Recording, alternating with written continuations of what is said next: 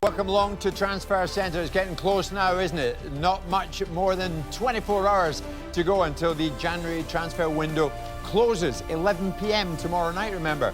But Newcastle United fans may yet get the big money transfer that they are craving. Huge night in the Premier League too. Jurgen Klopp and Liverpool can take a big stride towards the title with a win over Leicester. He's been told he won't be sold this month, but will Callum Hudson-Odoi start tonight for Chelsea at Bournemouth?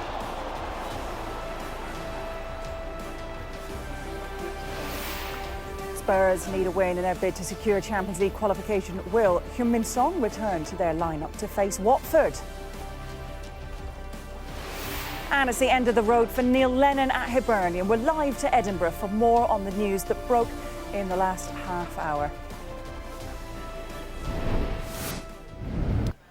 All that to come. We're counting down. Look at that. 1 day, 5 hours to go until the window shuts. We're going to start right now, though, with some rare but good news for Newcastle United fans up in the northeast in this transfer market. Good news coming your way right now, because Newcastle are tonight on the very verge of breaking their 14-year-old transfer record. Let's get more on this and go to my colleague Keith Downey, who's got all the good news for us tonight at St James's Park. Keith, good evening to you. What's the latest then on this deal to sign the Paraguayan forward Almiron?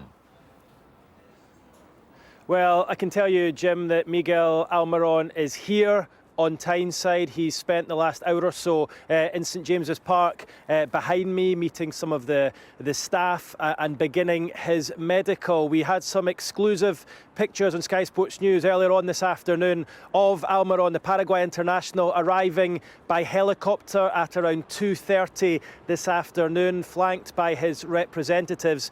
And to meet representatives of Newcastle United, he was then taken up to the training ground, here to the stadium, and as I say, he is now undergoing his medical. It's a club record fee, as you say, Jim. It's my understanding the fee for him is £21 million and rising. Now, this is a player that Rafa Benitez has been keen after for some time. He's looked at him throughout the whole window, and he's made it clear to Mike Ashley that he is his #1 target. It looked, as the clock was ticking down, that he wouldn't get his man, but he has, and Almiron is here in Newcastle. Now, he's made his name in the MLS. Many describe him as the top player, the best player in the MLS. And as much as Newcastle are breaking their transfer record, so too are the MLS. They will rake in a transfer fee that is the biggest in their history with Almiron's move here to Newcastle United. As you say, Michael Owen, way back 2005, 16.8 million he arrived here at Newcastle at St James's Park that time. But Almiron is the new name on the lips, and this is a Newcastle United fans who I spoke to earlier on today about their new arrival. Finally spending a bit of money.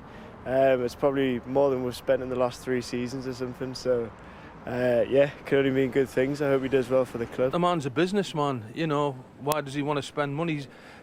With that 21 million, are they going to finish any higher up in the league table as what they were last year? So will his 21 million get him any money back? I don't think so. Very good. It might keep the manager there. You know, that's what you want. You want a bit of new blood. They did very well last night. It was kind of a once-off. They have to keep that going. You know, Newcastle fans, Keith, they've waited so long. As you rightly say, you've got to go all the way back to when Michael Owen signed for Newcastle United from Real Madrid. And that was the time that they set their new record. And as you rightly say, so many years have passed. You could see the excitement that day. Now, we're not saying they are as excited and animated today, but my goodness, those great fans have had to wait a long time.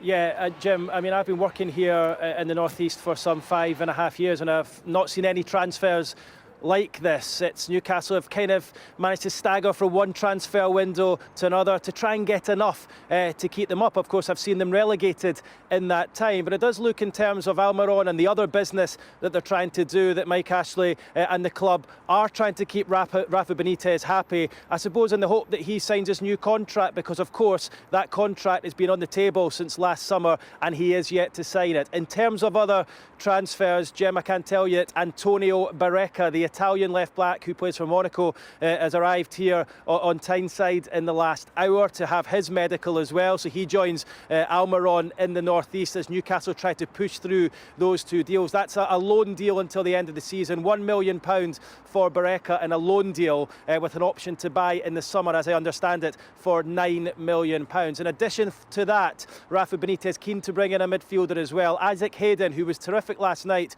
in the 2-1 win over against Manchester City, has made it clear that for family reasons he would like to return further south in the country. And I can tell you Newcastle are in talks with Samaras, Andreas Samaras, the Greek international 29-year-old. We could yet see him here on Tyneside before the window closes tomorrow night. So that's two possible players who could arrive here. But the big one is Miguel Almiron, £21 million. We saw him arriving in style by helicopter this afternoon. He is here, he's on Tyneside, and he's currently undergoing his medical. Great news, Keith. Thanks very much indeed.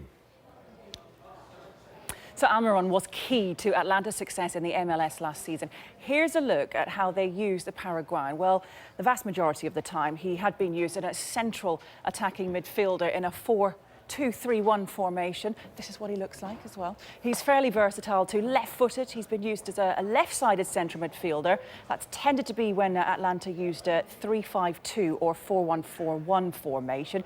He also played some games on the wing as well, and a few games up front alongside the league's leading goal scorer in 2018, Josef Martinez. But he's also chipped in with the goal scoring too, so a very versatile player.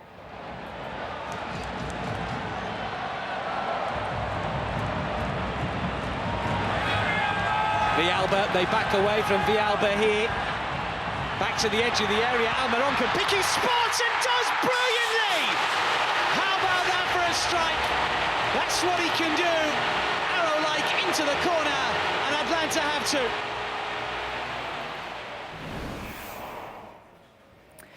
Now to what could be a huge night for the destiny of the Premier League title. Jurgen Klopp was adamant that Liverpool would only be 1 point clear ahead of Manchester City ahead of their game with Leicester tonight.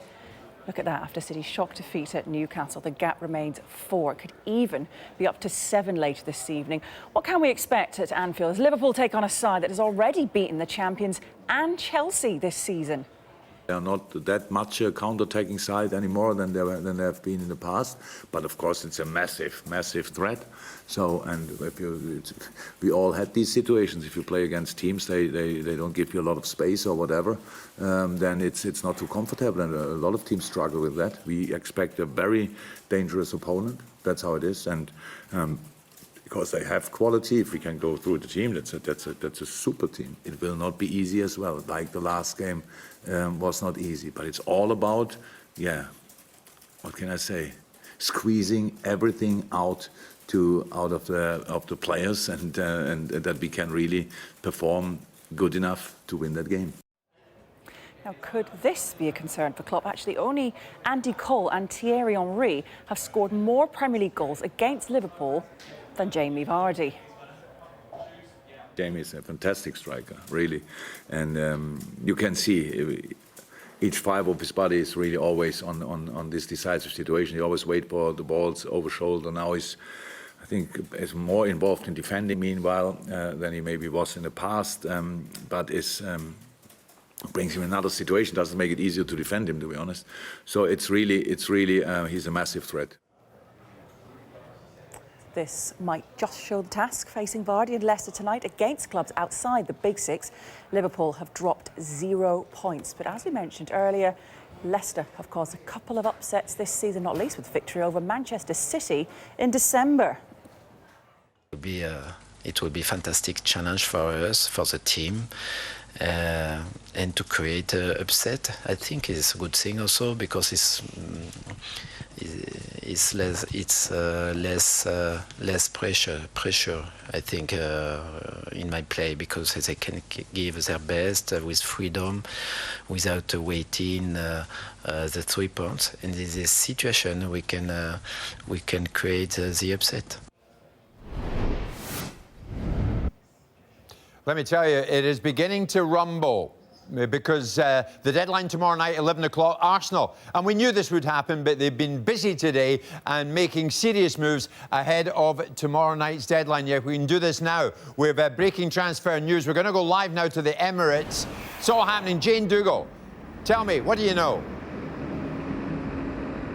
Jim, in the last few minutes, it has been confirmed by Barcelona that Denis Suarez will join Arsenal on loan for the remainder of the season with an option for them to buy, and that's reportedly for £20 million. Now, we understand that the Premier League club will pay the player's salary during this time, and also that Denis Suarez's contract with Barcelona has been extended until 2021. So the club obviously protecting their asset there before there is the option to buy. Now, the Barcelona midfielder has been with the club since 2013, but he's only played 8 times this season with just 4 starts, so obviously looking to get more football, more playing time, and hopefully to get that with Arsenal. The Barca head coach Ernesto Valverde had been quoted as saying, the deal is not official yet, but it was something all parties wanted and let's hope it goes well. So that was yesterday, so we knew it was on the cards. In the last few minutes we've had confirmation it is definitely happening. The 25-year-old is already known to Unai Emery because he played under him when he was on loan to Sevilla when Emery was in charge of the La Liga side. That was a few years ago, and perhaps to solidify these reports even further, which we knew, Barca announced yesterday that Suarez wasn't going to be in their squad for tonight's Copa del Rey second leg of their quarter-final against Sevilla because they knew that the player was looking to resolve his future. And as I said, they have confirmed that he will not be taking any further part in Barcelona's plans for this season. So what could he bring to Arsenal? Well, he's a very versatile midfielder. He's happy playing in the centre but also out on the left. And he already knows the league as well. This will not be his first time in England because he played for Manchester City as a teenager between the years 2011 and 2013. That was under Roberto Mancini. But the breaking news in the last few minutes, it has been confirmed by Barcelona that Denis Suarez will join Arsenal on loan until the end of the season with an option to buy. Jane, forgive me, I've got a feeling of deja vu here because I remember the headline Suarez for Arsenal, but that one didn't happen. That was Luis Suarez. Now Denis Suarez has indeed joined. So that's good news for Arsenal and Unai Emery tonight. Anything else in the pipeline that you are hearing down there? Well, perhaps not down here, but according to Sky in Italy, Arsenal are also reportedly in talks for the Belgian winger Yannick Carrasco, and he's currently playing for the Chinese side, Dalian Yifang. Apparently he's not happy in China. He would welcome a move to the Premier League. Whether that will still go ahead or not following the Denis Suarez move, we don't know. And also, we know that talk about Carrasco came about because Arsenal's interest was piqued when it became quite clear that Ivan Perisic moving to the club started to look unlikely in this window anyway. So we understand that Arsenal's attentions turned to Yannick Carrasco. And as I said, he's unhappy currently in the Chinese league, looking for a move to the Premier League. Whether that will go ahead or not, we will find out tomorrow. But we know for definite that it will be Denis Suarez as a midfielder who will be coming to the Emirates. Jane, good stuff. Thanks for that. Denis Suarez in at Arsenal. Yes, back to news from the Premier League. Gonzalo Higuain is set to make his league debut tonight for Chelsea at Bournemouth with Callum Hudson-Odoi also pushing for a start there as well. Head coach Maurizio Sarri this week said he would not be sold in this window. Sarri says winning more league games is key for his side now. We need to improve. We can improve. We need to improve, especially when we have to play the normal match, because I think that in Premier League there are not normal match. Everything is so difficult. It's very difficult to win against every team, and so I think that we need to improve in that. I love the way he wears his specs. I do that. Chelsea lost to Arsenal in the last Premier League match, and after that defeat, Sarri claimed his players were hard to motivate. So what does Bournemouth boss Eddie Howe make of that? Well, I've never seen a problem when we've played them in terms of their motivation, and I think they've got outstanding individual players, and I think when you have outstanding individual players, they wouldn't get to that level if they're not mentally very, very good as well. So that every team has good games and bad games within a season. We've been there ourselves this season, and we know that, we said before, to get results against these type of teams, we have to be at our very best, and hope maybe Chelsea have an off day. Tottenham striker Heung-min Son is available for tonight's game at home to Watford. South Korea's quarter-final exit, of course, from the Asian Cup. It's a surprise in itself, but it's freed him up now, and he could start in the absence of the injured Harry Kane. I think it's not good. Today was good in the training, and maybe after the game, the third game that played in between Dubai and Emirates, he felt empty because was so disappointed. But of course, here he's happy, and today was with very good energy. We are going to decide if he's going to play from the beginning, or maybe he's going to be on the bench. But I am very optimistic because today he showed very good energy on the training session. Watford boss Javi Gracia won't be taking Tottenham lightly, though, despite the absence of Kane and Dele Alli. Gracia made 11 changes for the FA Cup win over Newcastle at the weekend. He's got no fresh injury concerns to contend with that he knows of. I think always it's difficult to play against Tottenham, always, because they are a very good team, very good squad, and they have different options. I know they have injured players, and after losing their chances in FA Cup, in Carabao Cup, maybe they will be very, very focused on the next game, and then I don't know if it help us or not. Now, Southampton take on Palace tonight. Both sides are 3 points above the relegation zone. Palace are above Southampton, but only on goal difference. Palace go into the match at St Mary's on the back of Sunday's FA Cup victory over Tottenham. Southampton have won their last 2 league games.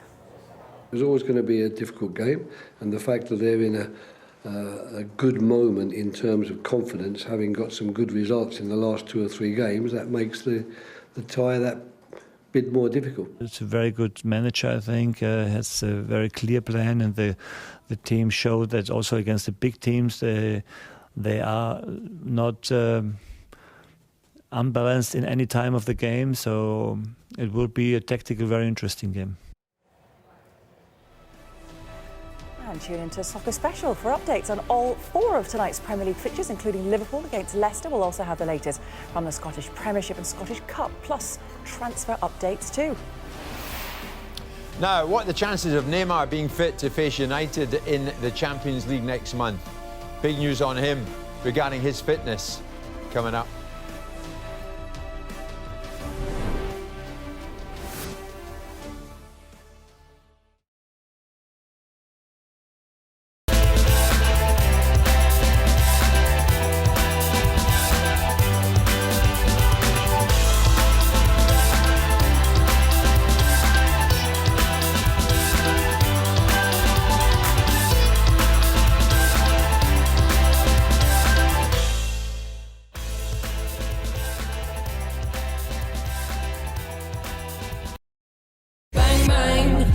Shot you down, bang, bang. You hit the ground, bang, bang. That awful sound, bang, bang. I used to shoot you down. Wasps are your Vitality Netball Super League champions. Britain's got a new golfing star, Georgia Hall, major champion. Music played and people sang. Just for me, the church bells rang. Ladies and gentlemen, it's Katie Taylor. Bang, bang. He shot me down, bang, bang. I hit the ground, bang, bang. That awful sound, bang, bang. My baby shot me down. Oh, shot me down. Shot me down, down, down, down, down.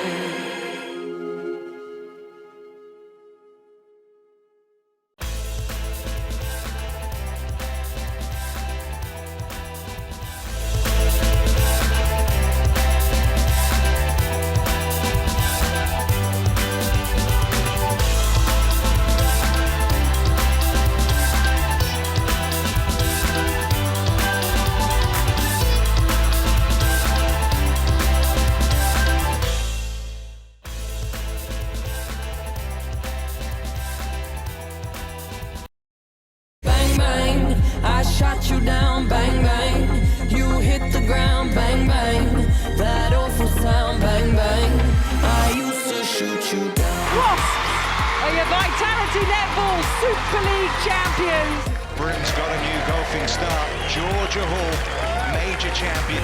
Music played and people sang, just for me the church bells rang. Ladies and gentlemen, it's Katie Taylor!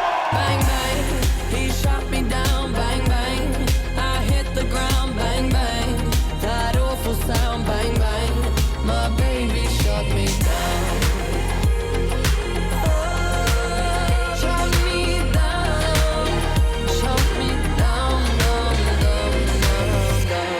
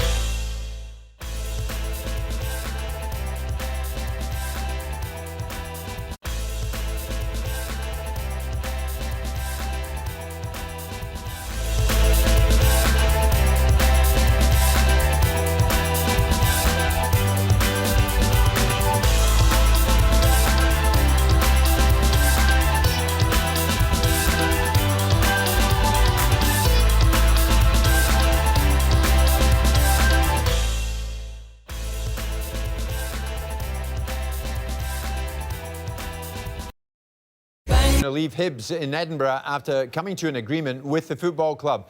So what's this all about? Let's get more now from the man who's been following it very closely for us. Luke Shanley is outside the stadium at Easter Road. Luke, good evening, mate. What can you tell us? Jim, very good evening to you from a cold Easter Road. Yes, the club have confirmed that Neil Lennon and his assistant Gary Parker have left the club by mutual agreement. And in the statement, they have said that they have not been dismissed and have not resigned. The club also confirms that neither Neil nor Gary have been guilty of misconduct or wrongdoing, and no disciplinary process has commenced. So that key there, because remember they were suspended on Friday, and some of the players after the game on Sunday saying they were shocked by that. The meeting that they had was heated, but nothing untoward. And the club said that suspension was lifted as part of this agreement, but Gary, Neil and the club felt that it was in the best interest of all parties that they left the club. Now, Rod Petrie, the Hibernian chairman, has had to say this on the club's website. We are grateful to Neil and Gary for their efforts, in particular for leading the club back to the top flight of Scottish football. He goes on to wish them all the best. Neil Lennon has said he would like to thank the board, the coaching staff, the players and all the fans for making the last 2.5 years so enjoyable. A few good moments, certainly more than that for Hibernian fans under Neil Lennon, getting promotion back to the top flight. Also a couple of good derby wins at Ibrox as well. Neil Lennon unbeaten as Hibernian head coach at Ibrox, unbeaten here against Celtic Park at Easter Road. So, against Celtic at Easter Road. So there are key moments that Hibs fans will remember, but Neil Lennon and Gary Parker have left the club tonight. It's interesting. I mean, both parties giving the impression, Luke, that peace is broken out. But what I want to know is where it leaves Hibs now. What do they do next? Well, they're sitting 7th in the Scottish Premiership, 5 points off a top 6 place. St Johnstone have a game in hand. That's tonight at Celtic Park. And Hibs will want to push into that top 6. There's no doubt about that. They'll need a new head coach going forward. I would imagine that Eddie May and Grant Murray will continue to be in temporary charge. They have Aberdeen here on Saturday, so it's not an easy game going into that one. Aberdeen going well. So Hibernian will want to push for that top 6 place. It's maybe, given they finished last season under Neil Lennon in 4th with a record points tally of 67, then they would expect to be in the top 6 this season, but other teams doing so well, so they will need to get a move on. And also they'll want to bring players in. A day to go in the deadline. It's a midnight deadline in Scotland tomorrow, and Hibs certainly have been sounding out players. They want to add a few more to their squad, and they might need that, but with no head coach in place, I don't know if that muddies the waters, but certainly they will want to make an appointment quickly. Luke, for the moment, thanks very much. Well, it was a pretty eventful tenure at Hibs, as Luke was alluding to for Lennon. Here's a look back at his time at Easter Road. plenty of goings-on. Lennon was appointed Hibs manager in June 2016, 3 months after he left Bolton Wanderers. Now, in his first season in charge, he led Hibs to the Scottish Championship title and promotion back to the Scottish Premiership after a 3-season absence. So it was going well, and the fans were loving it. In September 2017, Neil agreed to extend his contract until 2020. And that appeared to have the desired effect because Hibs were bang in contention to finish second heading into the final weeks of the season. But defeat to Craig Levine's Hearts in the Edinburgh Derby finished any chance of that happening. Lennon said after the game that he was considering his future with concerns over the club's ambition. Hibs went on to finish fourth, ending the season with an incredible 5-5 draw against Rangers. A game made even more memorable by Lennon's aeroplane celebration after the final goal.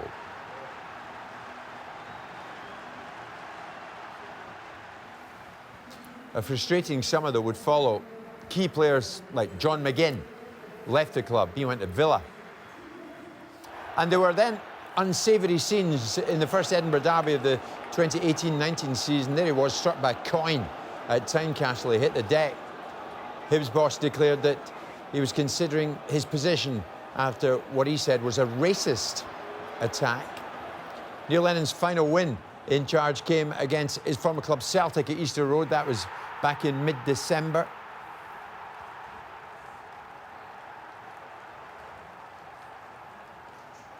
Now, Darren McGregor's late equaliser on Boxing Day maintained his impressive unbeaten run at Ibrox during his time as Hibernian head coach.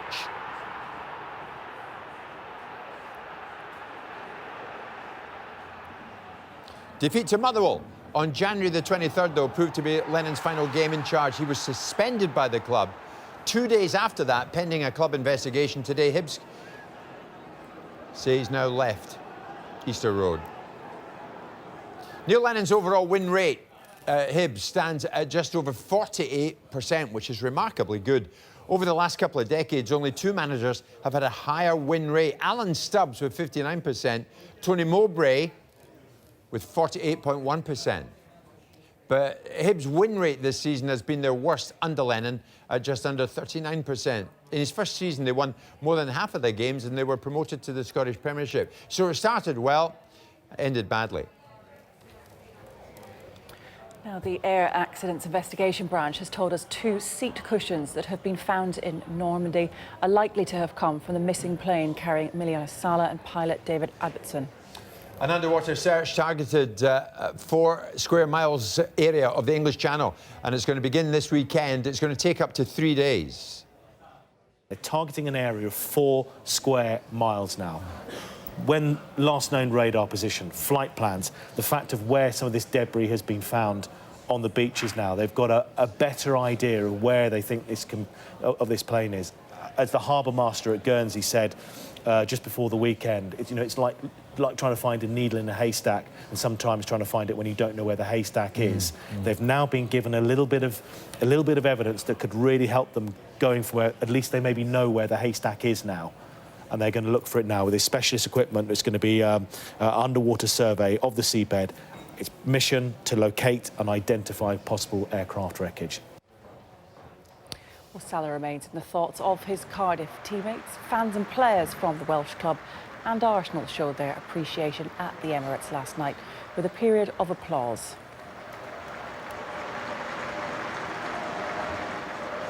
Very difficult in these circumstances, but obviously thinking about of the family, all Emiliano friend and family. It was a very, very difficult week for the whole club, and in a way we were glad the game came in so we can put our mind to something else. But it was a very, very difficult week, and it was very emotional last night. None of us experienced anything like that before, so it was a case of being here for each other, making sure everyone's all right. Everyone was very, very down. I never see the dressing room that quiet. We had 2 days off because we couldn't train.